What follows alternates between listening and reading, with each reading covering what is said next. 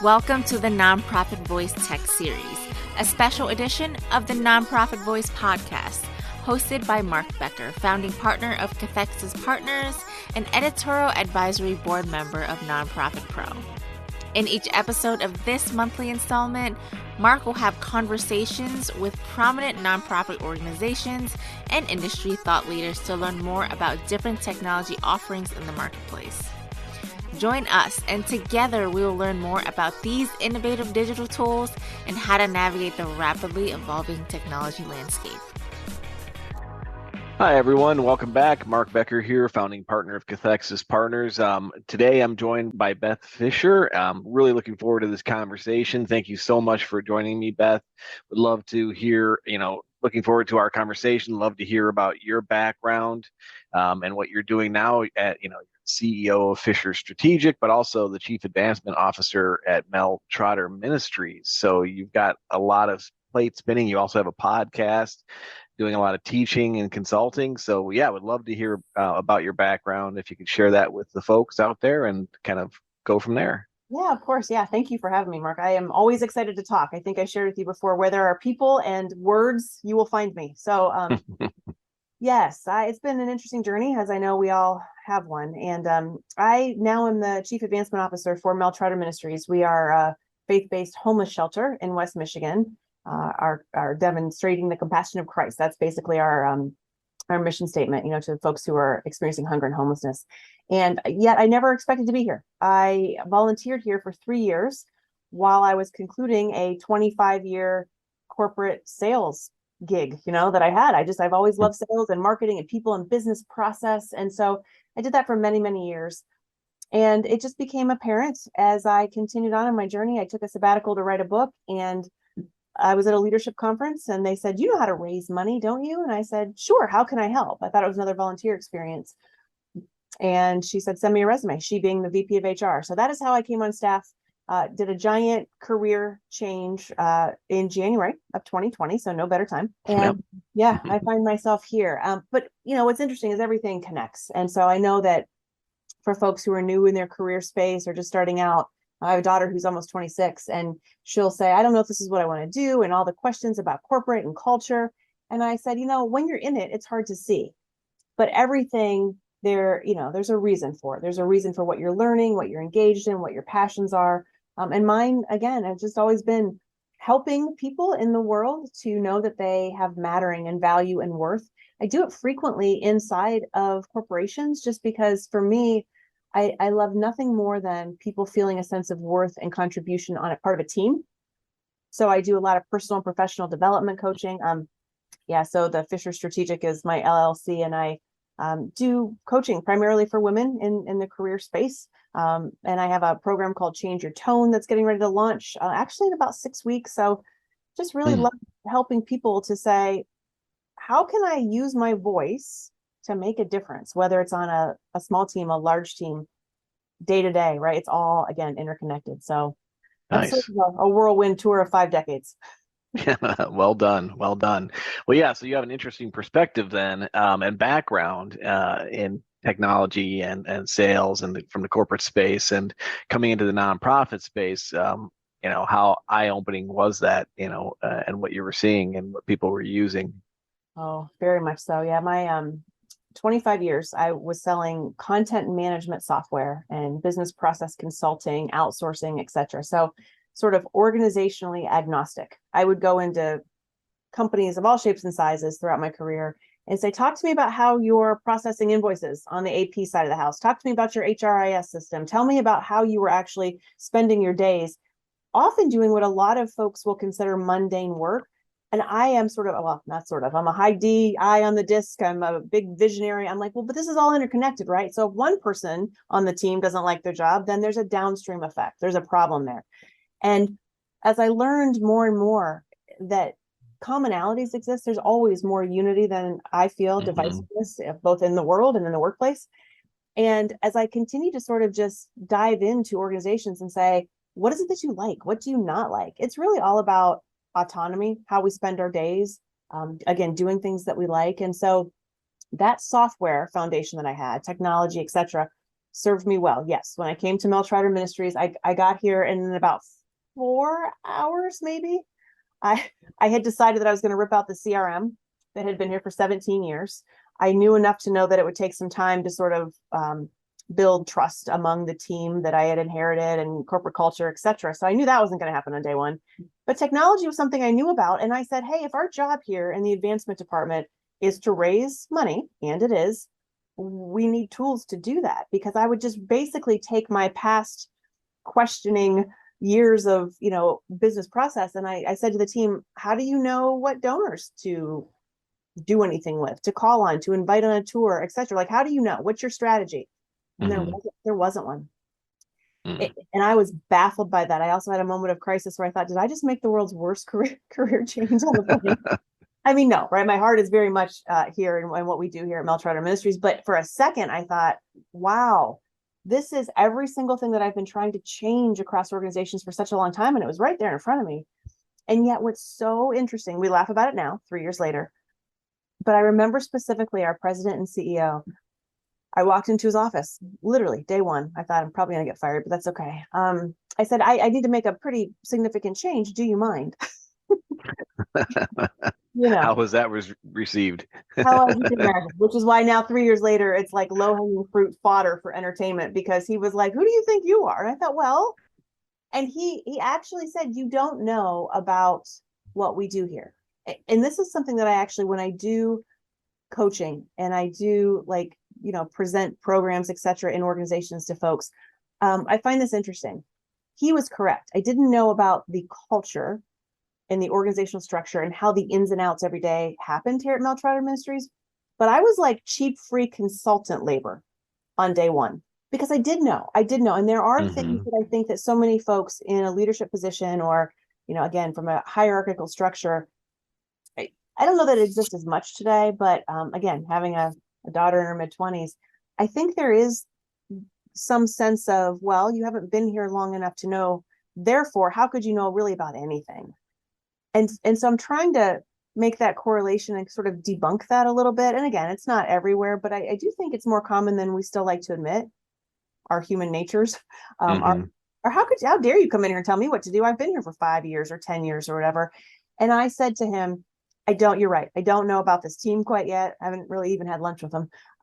But I do know about software. And I do know that this content management system situation and world from which I came really lends itself well to the CRM system that I'm looking at now, because I used to do integrations with them. And I thought, this thing is terrible. There's no rhyme or reason. There's no visibility. There's no insight or intuitiveness built into this. So of course your donor relations officers are going to struggle. You told me by your own admission, like, they're not really necessarily bringing in the funds that we'd like to see. I thought, well, does anybody really know?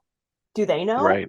Yeah. So, that wasn't really super well received, but I think you still like it. I didn't actually get fired. Well, so you went out and you looked at a bunch of different software, right? You looked at, I believe, Kindful, Salsa, Bloomerang, Razor's Edge, NXT, DonorPerfect, Virtuous. So the usual suspects, a lot of different options, right? But it was kind of like, to your point, beyond just the software too. As you're looking at all this, you also realize that reorganizing the staff and just the processes, was kind of imperative and base to the whole process throughout this, right? Oh, very much so, yeah. And we came from a black flag world. So Razor's Edge existed here for, like I said, about 17 years.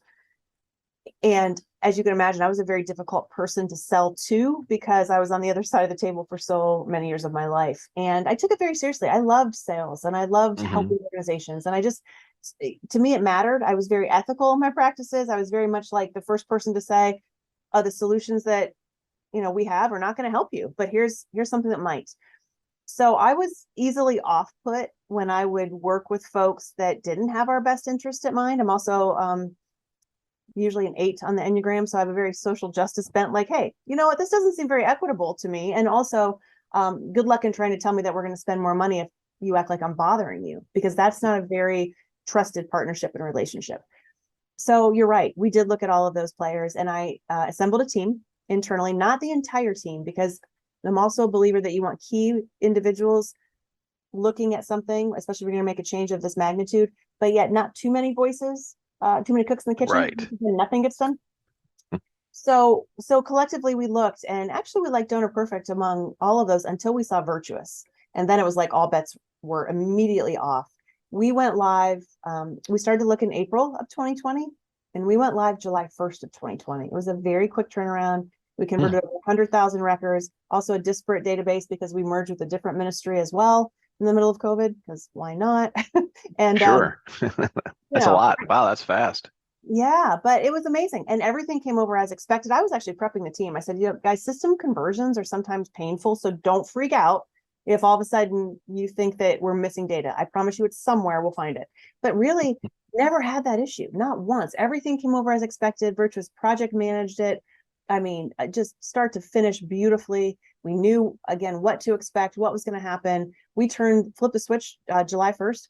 The second day, we had 26 new donors because we had an email marketing tool and we had ways in which to communicate with our donors that did not exist before. Nice. So you have like a welcome series set up and end of year campaigns. How else are you kind of using Virtuous these days? You're on it now, about 2.5 years. Exactly. Yeah. And we've continued the evolution. So it's just been great. We have everything integrated. It allowed us, as you mentioned, to reorganize the entire department, because also once the visibility was apparent, it sort of confirmed some of the thoughts that we had about some folks on the team, and just really like, are people in the right seat on the bus, etc. Mm-hmm. And so instead of replacing folks one-to-one, we use Virtuous's tasks and workflow so deeply that we're pushing all of that work proactively to part-time folks through VPN, and they're actually in contact. So every single donor now, every single one, does not matter on the size of the donation, is in contact, in communication with somebody from our team in one way, shape, or form. So we use letters on demand inside of Virtuous, which is an automated tool in the back end. So all of our email series are, yes, we have a welcome series, a lapsed donor series. We have a series for folks who join our monthly sustainer program called the Community, which didn't exist pre-Virtuous because, again, we just didn't have, we didn't think that we had the capacity to do all the things we're doing today because we were not efficient. We just weren't. We were duplicating efforts. I thought this copy machine, it smells like the engine's going to blow up at any minute because everybody's copying everything for no reason.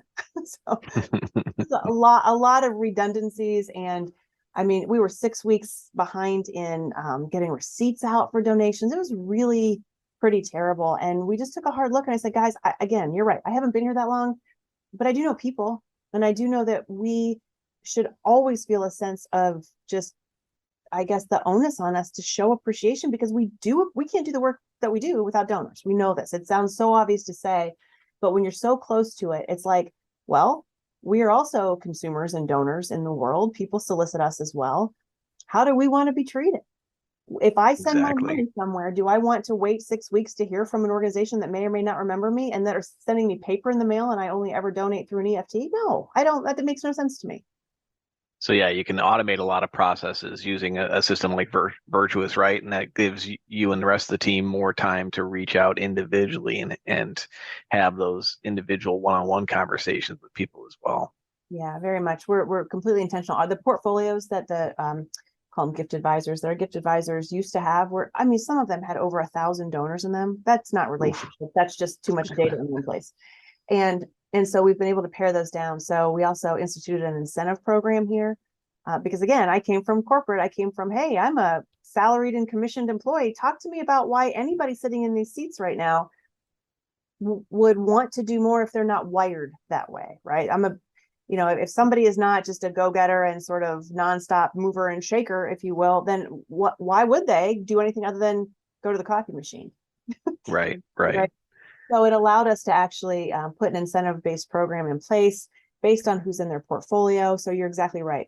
We want our gift advisors to be in intentional relationship with either major donors or donors who, depending upon the rules and strategy we have in place. And everything else is going to be handled and is being handled in an automated fashion through Virtuous, through the implemented strategies. Yes. Nice. So what's next for you in the organization? What's the trends you're seeing? Well, in this space, homelessness is a crisis across the country. Affordable housing, truly affordable housing, is what we are focused on right now. So happily, we received approval a few months back towards the end of 22 for the first tiny home community in Grand Rapids. So we are nice. moving forward with that. Very excited and grateful for that opportunity. Workforce development. So what's so interesting is we also, in advancement, is development and communication.